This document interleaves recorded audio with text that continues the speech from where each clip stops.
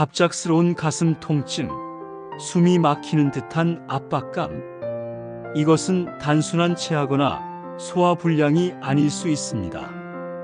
심장을 먹는 조용한 살인자, 바로 급성 심근경색입니다. 그런데 이런 순간 인터넷에서 본 잘못된 방법을 따라하면 소중한 생명을 스스로 잃게 만들 수도 있습니다. 잘못된 상식 1. 기침, 심폐소생술.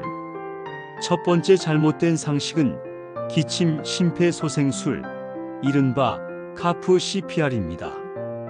심근경색이 오면 크게 기침을 반복하면 심장이 다시 뛴다. 이런 이야기 들어보셨을 겁니다. 하지만 이 방법은 병원 안에서 심전도를 보면서 부정맥이 갑자기 발생했을 때 의사가 지시하는 상황에서만 잠시 쓰이는 방법입니다. 심근경색은 혈관이 막히는 병입니다. 기침으로 혈전을 녹일 수도 막힌 혈관을 뚫을 수도 없습니다. 오히려 쓰러지는 시간을 앞당길 수 있어 매우 위험합니다. 공식 가이드라인에서도 일반인에게 기침 심폐소생술을 권하지 않습니다. 잘못된 상식 2. 찬물이나 얼음물 마시기. 두 번째 잘못된 상식은 찬물이나 얼음물을 마시는 것입니다. 차가운 물을 마시면 진정된다는 믿음이 있지만 실제로는 반대입니다. 찬물은 혈관을 급격히 수축시켜 심장에 더 큰 부담을 줍니다. 특히 갑작스러운 냉자극은 호흡과 심박수를 올리고 혈압까지 흔들 수 있습니다. 즉, 찬물은 응급치료가 아니라 오히려 위험 요인입니다. 잘못된 상식 3. 가슴 두드리기. 세 번째 잘못된 상식은 가슴을 두드리면 심장이 살아난다는 생각입니다. 의학적으로 프리코디얼 썸프라는 기법이 존재합니다. 하지만 이것은 의료진이 심전도를 보면서 심정지가 막 시작된 순간 제세동기를 사용할 수 없을 때만 제한적으로 시도하는 방법입니다. 일반인이 자기 가슴을 두드린다고 심장이 살아나지는 않습니다. 효과는 없고 갈비뼈나 흉곽 손상만 일으킬 수 있습니다. 심근경색에는 전혀 도움이 되지 않습니다. 잘못된 상식 4. 진통제 먹기. 네 번째 잘못된 상식은 통증을 줄이려고 일반 진통제를 먹는 것입니다. 많은 사람들이 가슴이 아프니 약으로 버텨야지라고 생각하지만 타이레놀, 이부프로펜 같은 약은 심장 발작에 전혀 도움이 되지 않습니다.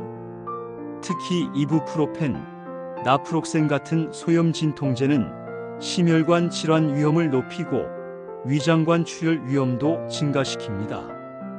심근경색이 의심될 때 응급 상황에서 도움이 되는 약은 단 하나, 아스피린뿐입니다. 그것도 장기 복용이 아니라 응급 상황에서 단 1회, 10만 300mg을 씹어 삼켜야 효과가 있습니다. 잘못된 상식 5. 계속 움직이기. 다섯 번째 잘못된 상식은 계속 움직이는 것입니다. 멈추면 위험하니 차라리 걷거나 몸을 두드려야 한다. 이런 오해는 심장을 더 빠르게 망가뜨립니다. 심장은 이미 혈액 공급이 부족해 힘겨운 상태입니다. 움직이면 심장 근육의 산소 요구량이 더 늘어나 손상이 악화됩니다. 즉시 활동을 멈추고 상체를 약간 세운 편안한 자세로 쉬는 것이 안전합니다. 올바른 응급 대처법. 그렇다면 올바른 응급 대처는 무엇일까요? 첫째, 즉시 활동을 멈추고 안정합니다.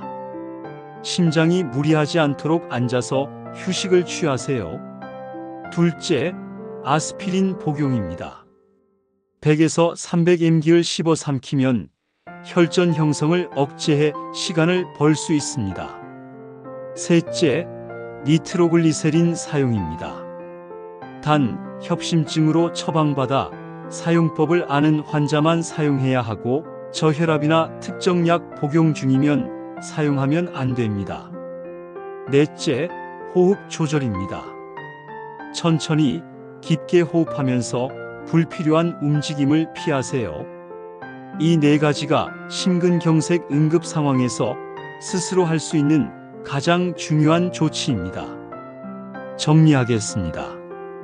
하지 말아야 할 것: 기침, 심폐소생술, 찬물 마시기, 가슴 두드리기, 일반 진통제 복용, 무리한 움직임, 니트로글리세린 남용.